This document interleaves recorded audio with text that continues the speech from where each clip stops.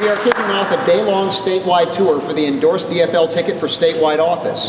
Before we hear from some of the candidates themselves, I'd like to acknowledge some of the others who are here, including Mayor Chris Coleman of St. Paul.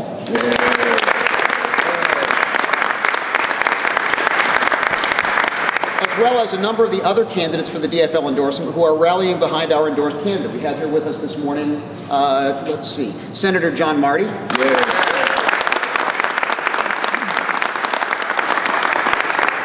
State Representative Paul Thissen. And Mayor R.T. Rybak.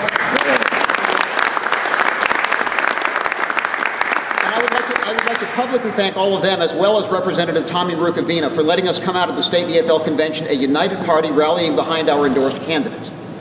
Yeah, well, Margaret's one of my great friends, and I've watched her as a leader in the State House. I was one of the people that was her strongest supporters. She's great at bringing people together. I think she does understand Minnesota absolutely, and in all its strengths and all its diversity, and that is what we're going to need in the next candidate and the next governor of Minnesota. I think she's going to be a terrific governor. Same here. I have not worked as closely with her as Paul and the House members have, but she's clearly someone who cares about Minnesota. She has a good knack for bringing people together, and I think she will be a great governor. And yeah, the Republicans are going to take cheap shots all the time, but we're united as a party. We're very excited about her. I'm extremely excited to be part of what I think is one of the greatest fields that's ever run for governor. And the Speaker won a convention.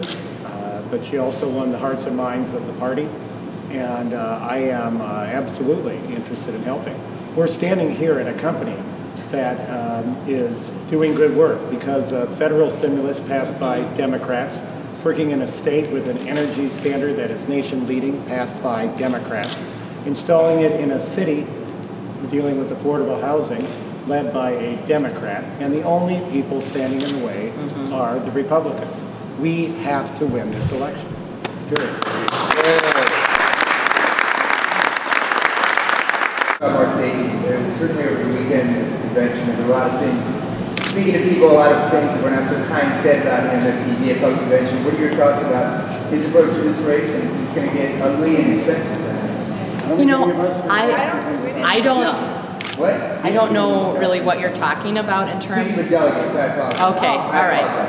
Because actually, I worked for Senator Dayton at one time. I think he is an outstanding person. I think he has a big heart. He has always put the best interest of Minnesota first. I think there's a lot of Democrats who would like him to put the best interest of Minnesotans first here in this phase of life and unite behind the DFL endorsed candidate. Do you think it's going to get division among the Democratic Party, though?